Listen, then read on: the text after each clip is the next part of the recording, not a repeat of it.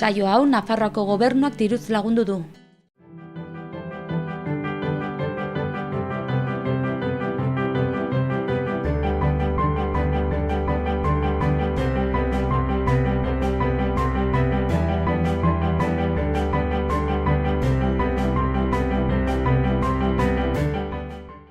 Gaurkoan Iratxe Azkonarekin elkartu gara Argentinan bizi izandakoa ezagutzeko.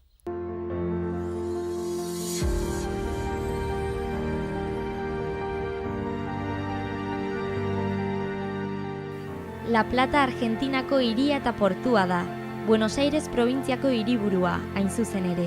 650.300 biztanle ditu eta Uruguai eta Argentinaren artean muga egiten duen La Plata ibaiaren ertzean dago kokatuta.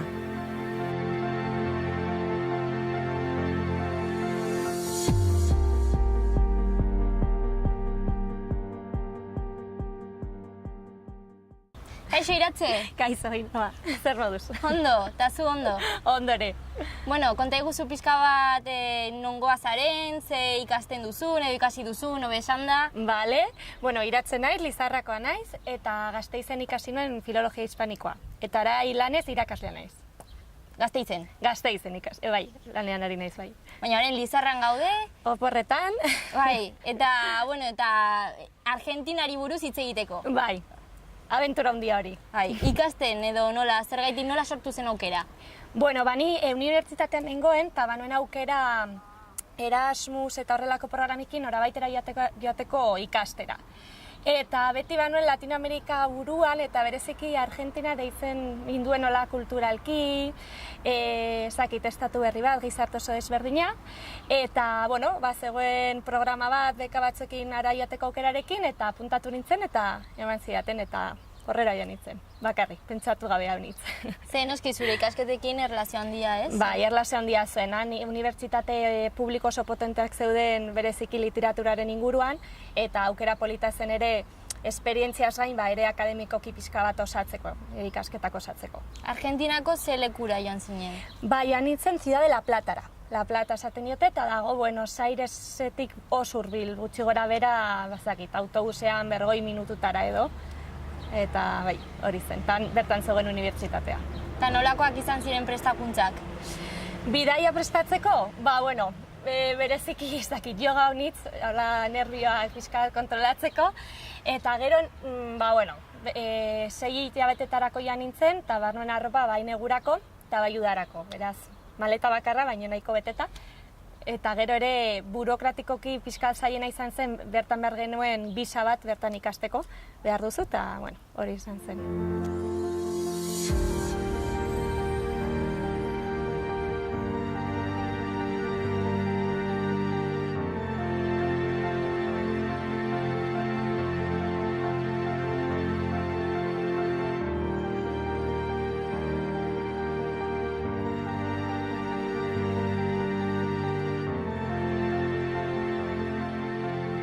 Zezu noiz joan zinen? Ni joan nintzen 2012an, orai dela 5 urte, eta joan nintzen abuztuan eta bueltatu urtarrilean. Eta han negua?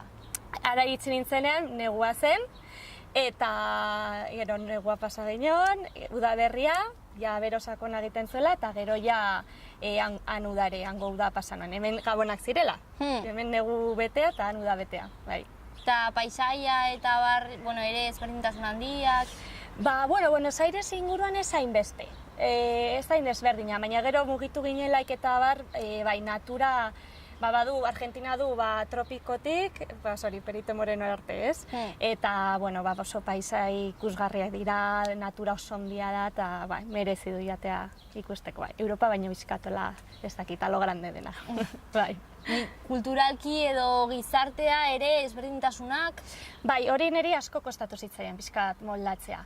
Gizartea desberdina da, bereziki nik uste nire zonaldean, Buenos Airesen inguruan, ez dakit, ez egonkortasun handia dago, desberdintasun sozial handiak, eta batzutan kaletik ere ibili behar ziren pixka bat pendiente abernon sartzen zinen, gainez baduzu hiria eta estatua ezagutzen, beti biltzen da jendea esaten, kontu zibili, hemen lapurketa honi zaude, estatua hau ez da bat ere ziurra, eta alde horretatik gogorra iruditu zitzaian, bortitza hasieran. Baina, moldatzen zara, eta ikasten duzu. Eta hori adibidez ere prestatzeko, non bizitzeko edo zuk bakarrik joan zinen? Bakarrik joan nintzen. Orduan, jarri nintzen harremanetan Argentinan egona zen jendearekin, ikasleekin ere, eta pixka bat komentatu zidaten aholkuak pixka bat, nola ibili lehenengo egunak, eta ni lehenengo hostal batean egon nintzen, hilabete batez, eta etzen gainera hori oso interesgarria izan zen, etzen nola hostal bat akarrik ikasleena, baizik eta Donoren dako hostal bat zen. Orduan, hor ikasleak egoteaz gain, eta bertan lagunak egin dituen, gero ere jende heldua zegoen igual etorrita urrutitik lana bilatzen, bertan jaiotakoak, eta hor ezaketan iztasuna handia zegoen, eta hor oso ongi ikusi nuen hasieran oso lekuna izan zen prestatzeko nola zen Argentinako gizartea, zeintzu ziren arazoak, zeintzu bildurrak, eta lagungarria izan zen. Gogorra ere, hasiera batean, baina lagungarria ere. Bai. Eta hor lagunak egin zenituela aipatu duzu? Bai. Eta gero haiekin, unibertsitateko ikasleak alziren, ungoak ziren? Bai, bertan, hostalean zeuden Argentinako ikasleak, baina bereziki Europakoak ere. Eta, hor laguntasun handiak egin genituen, eta denbora pasarala erabaki genuen pisu batera joatea.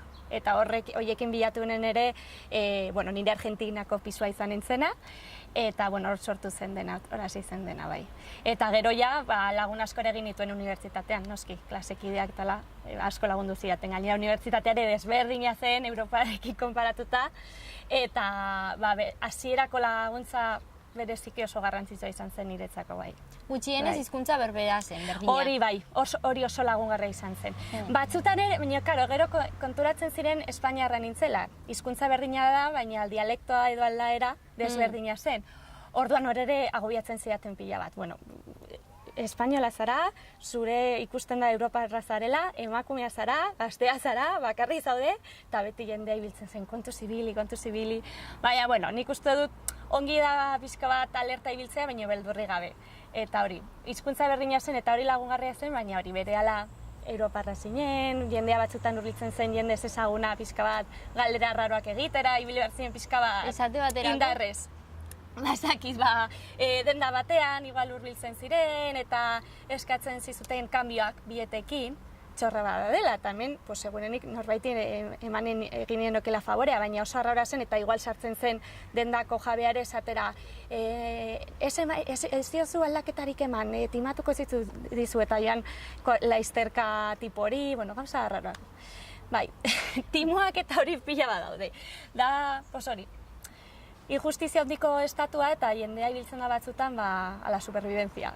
Baina, Baina, ez nuen hola anekdota bortitzairik izan ezakit, lapurreta bat arma batekin edo gauza horiek kontatzen direnak ez. Gehiago gauza, administrables, lasaiagoak.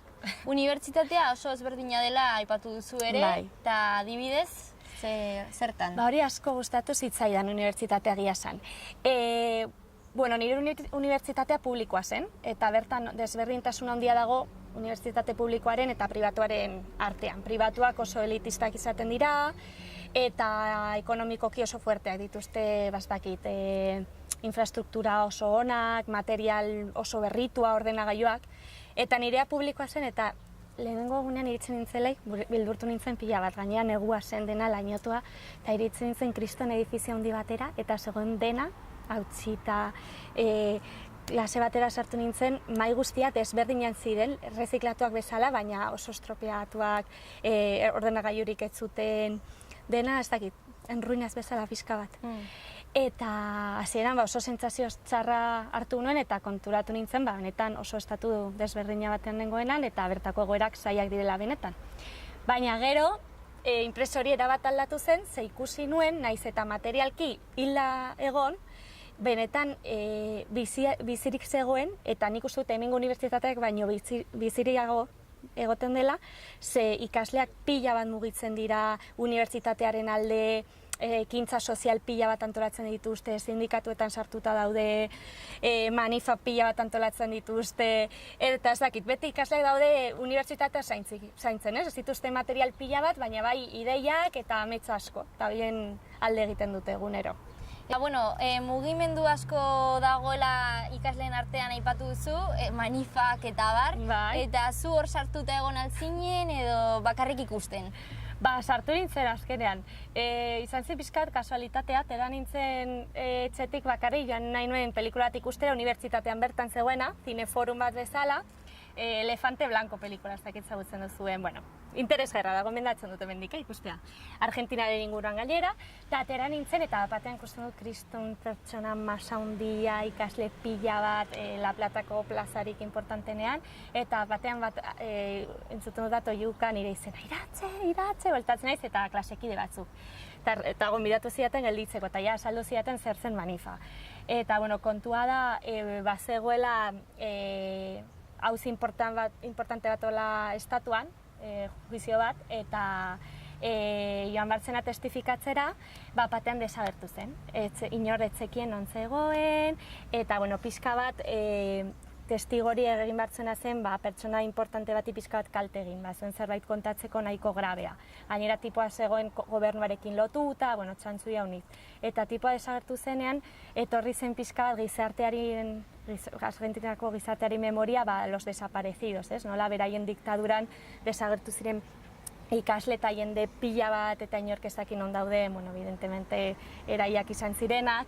Eta orduan jende guzia, Facebooketik etala konbokatu zuten batean kriston manifa, eta torri ziren ere Las Madres de Mayo, zapizuria eramatzen duten horiek, eta unibertsitateko ikasle guztiekin egin zuten hori, ekitaldi oso importante bat, La Platan eta Buenos Airesen.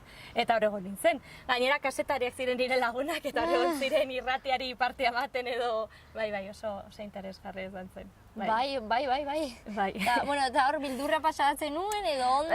Ez, nahiko ongi. Gero beste manifa edo ez dakit manifa deitu protestak tokatu zitzaizkidan La Platatik Buenos Airesera joaten, badaude autopista modukoak, bai? Dira gainera kristonak trafiko handia dagoenez, ez dakit zenbat karrileko karreterak, eta dago momentuan non peaje moduko bat pagatu behar den, eta gainera bani joan kotxez Argentinako tipo batekin, jaten ginen, eta batean kristona eta askoa, ezin zen aurrera egin, eta etorri zitzaizkigun poliziak eta metraiekin, militarrek ziren, ezin ginela pasa, buelta eman bar ginola, zegoen Argentinako autobia erabat moztuta, eman ziotelako bila miseriako jendea, bila miseria dire Brasileko fabelak bezala. Eman zioten zua gurpilei eta kortatzeko protesta bezala trafiko osoa, ez? Eta kriston hori atasko egin, eta hori bai bortitza izan zela. Baina, ulergarria ere. Ez, baziren protesta bat zen bila miserietako pertsonena. Bila miseria dire Brasileko fabelak bezala, baina Buenos Airesen La Plata, nire gizarteko sektore pobrena edo horra da adibidez ume eskaleak, prostituzia hondit, narkotrafiko pila bat, dira nahiko zonalde komplexuak, eta pizka daude abandonatuta.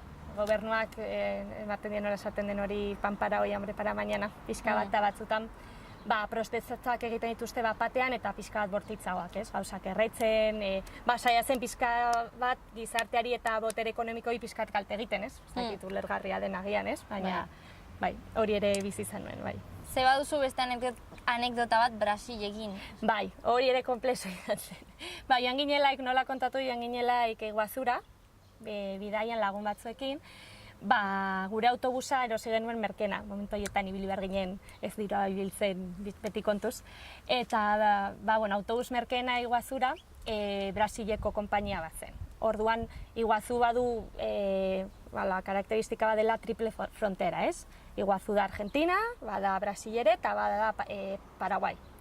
Orduan, gure autobusa usten zigun Brasileko aldean, eta berdin du, total herria daude 5 minutotara ibiltzen.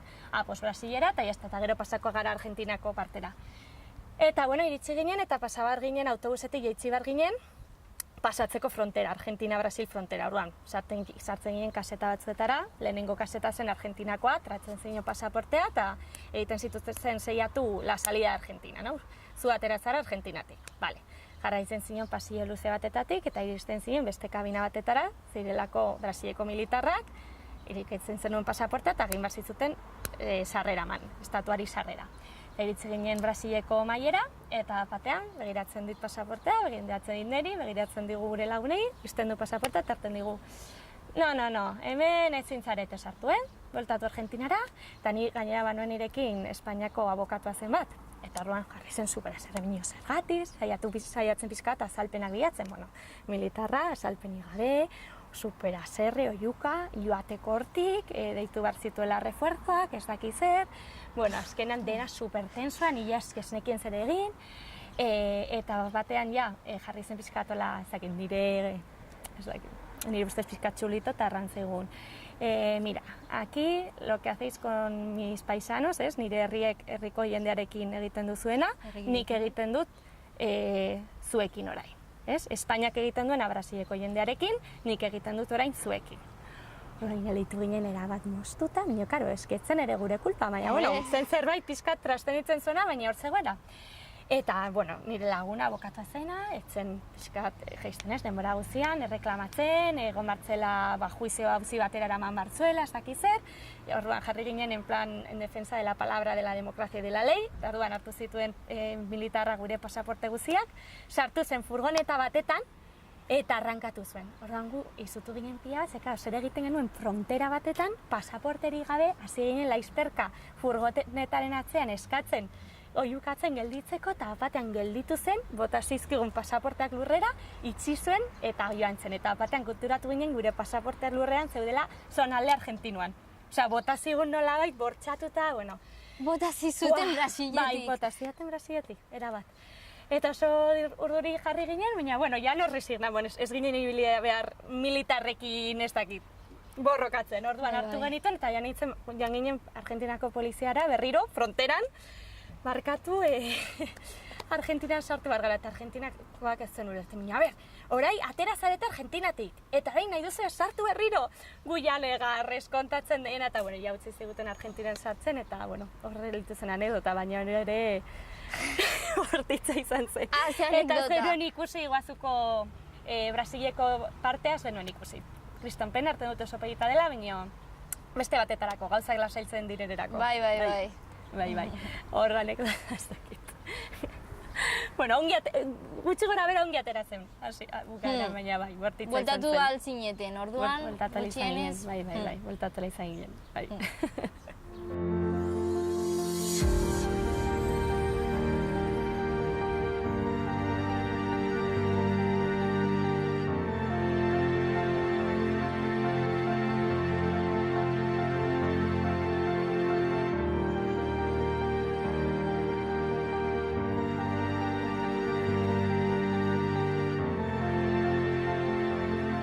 Eta, zenbat egon zinenan? 6 hilabete egon nintzen. Berez unibertsitatean 4 eta pixka bat gehiago, baina gero luzatu nuen bidaia, pixka bat bidaiatzeko bertatik. Argentinan zehar? Argentinan zehar bidaiatu nuen unibertsitatean nengoelaik. Ja nintzen Iguazura, asko gustatu zitzaidala. Ur-jauziak ikustera, asko merezi duela. Gero Mendozan ere egon nintzen, eta Oianare, Amazonaseko inguru horretan. Benetan ikaragarria izan zen. Mendozan ere egon nintzen, eta gero, ia jaztu burori daten ginen Buenos Airesera. Buenos Aires ongi ezagutu nuen. Eta gero nire oporrak iritsi zirela, Gabonetako oporrak, probestu nuen gogo handian dituen ikusteko pixko bat Amerika indigena. Zentroamerika, eta joan ginen Boliviara eta Perura. Eta, bidai hori bai erabat ezberdina izan zela, eta, kriston bidai pollita. Peru zer Machu Picchu? Bai, ikusi genuen Peru zonalde indigena, ikusi genuen Machu Picchu, ikusi genuen lago Titicaca, Peru eta Bolivia artean zegoena, eta gero Boliviatik ere Potosi, eta gero goaldera dago desertu oso handi bat, desierto du Uyuni, eta hortik ere ibili ginen, eta bai, karagarria, hori oso gomendagarria da. Gainera ez dago oso masifikatua turistikoki, ez da Buenos Aires bat bezala, edo ez dakit Nueva York, edo La Paz bat bezala, da ez dakit oso puroa. Eta, Argentinan bidaiatu zenuen lekuetan, ze ezberdintasun handiak, edo ez dakit, gizartean edo paisaian, edo... Paisaian erabat, bai?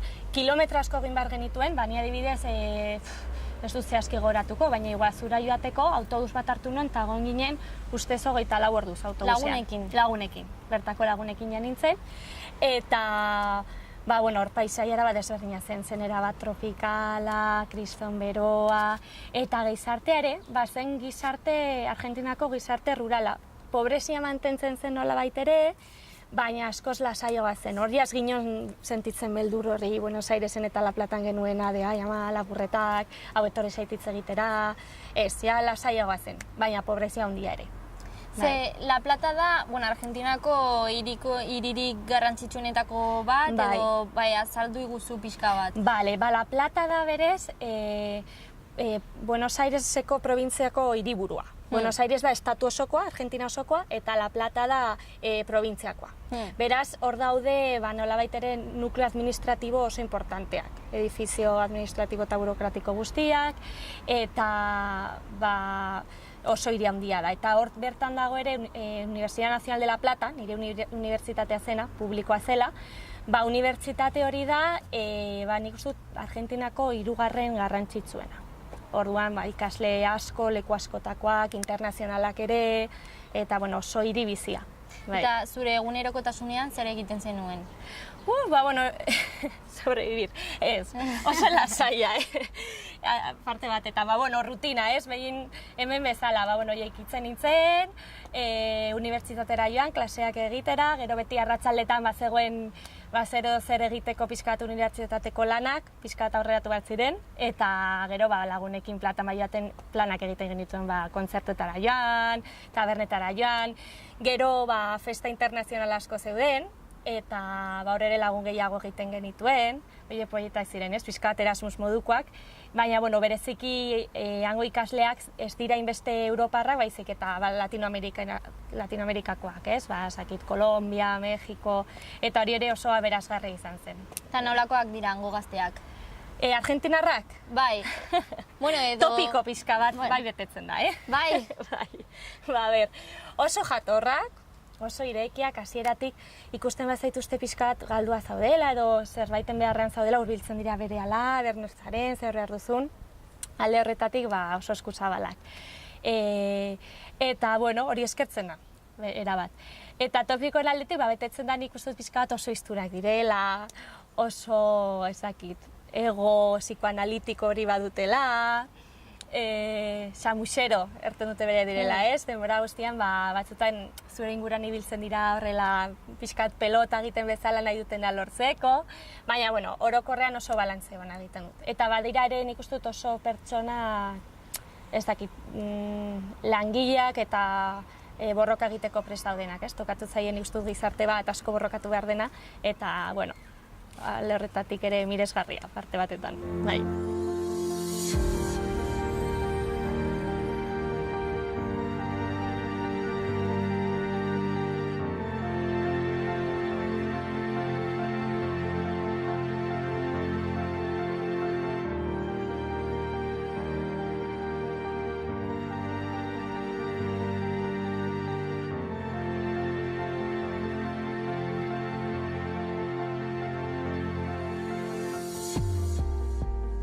Faltan botatzen zenuen hemengo zerbait?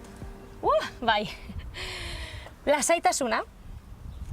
Gauean, bakarrek ibiltzearen aukera hori, bertan ez zegoen, beti bili behar nintzen norbaitekin, edo taxi batetan. Lasaitasun hori pila bat, baina, demora gutxi egon nintzen ez nahiko eramangarria izan zen. Gero faltan botatzen nuen janariare, hemengo janaria, jendea, familia, lagunak, baina, han ere lagun asko nituen ez, berehala hori pasa gintzen. Eta gero, bi gauzari botan nituen faltan, bat, hemengo sartagiak, ze han gure fogonak eta bat ziren dena gasekoak, dena suarekin. Eta hango lapikoak oso kalitate txarrekoak ziren, orduan beti osten zitzaizkigun eta zintzen olako patata tortilla dezente bat egin, hori falta botan hon ere, eta gero hemengo farmazietan sartzen den azterbite, pikotazundako ere hori faltan botan nuen askotan ere. Bai. Eta gehien gustatu zitzaizuna? Argentinan? Gehien gustatu zitzaidana. Nik uste dut unibertsitatea. oso hasieran kriston sustua eta disgustua eman nuen, baina gero benetan ikaragarria da. Gainera irakasleak oso onak ziren, oso konprometituak beraien lanekin, unibertsitatea azkenean gizarteko sektore bat, biziri dagoena eta arabat harremanetan dagoena gizartearekin egunero. Eta hori oso interesgarria iruditu zitzaidan. Nik uste dut hemengo unibertsitateak pixkat hildago daudela, alde horretatik. Dira instituzioa akademikoak bakarri. Hori, bai, pila gustatu zitzaidan. Gainera badagoan euskarazko departamenturen bat, ez? Bai, euskaletxea dago, eta gero unibertsitatean, La Platan ez zegoen, baina Buenos Airesen bai. Zegoen departamentu bat, UBA, Buenos Aireseko unibertsitatean. Eta hori ere, bai, joan nintzen ikustera, eta festa asko egiten zituzten, saiatzen ziren beti Euskal Herriarekin harremanak izaten, eta oso jende jatorra, bai. Saiatzen hori bere sustraiak edo mantentzen euskal dantzak egiten zituzten, euskara ikasten saiatzen ziren, eta giro oso polita, hunkigarria bai. Eta han, Nafarroako jendea edo Euskal Herriko jendea ezagutu zenuen edo topatu zenuen baten bat? Bai, baina ez euskaletxearen inguruan, gehiago unibertsitatean. Euskaletxeetan gehiago hango pertsonak dira, baina euskara mantendu nahi dutenak eta euskararekin lotuta. Bai. Bueno, eta ze gomendatuko zenuke ara joaten den norbaiti? Ikasle bezala edo orokorrean? Orokorrean. Bildurrik ez izatea, ez du merezi, ez hitzaien ezer pasatu. Diskurtsoak oso bildurgarriak dira batzuten, minio ez. Joatea lasai, prudentziarekin minio lasai. Eta nik gomendatuko nioke, naiz eta jende internazional asko egon, Europarrak egon, saiatzea pixka bat Argentinarrekin bizitzen, bertako jendearekin, zen nik uste horrela ezagutzen dela benetan zer den Argentinako gizartea eta estatu bat azkenean, ez? Ez joatea bakarrik, ez dakit, leku tipikotara eta labargazki monumentalatera eta listo, ez. Murgiltzea, merezidu. Bueltatuko zinateke? Bai, erabat. Bai. Bueno, ikusiko dugu. Bai, orai ez dakit egaldiak begiratu beharko ditut, edo zerbait. Bai. Eskerrik asko Iratxe. Zergatik zuei.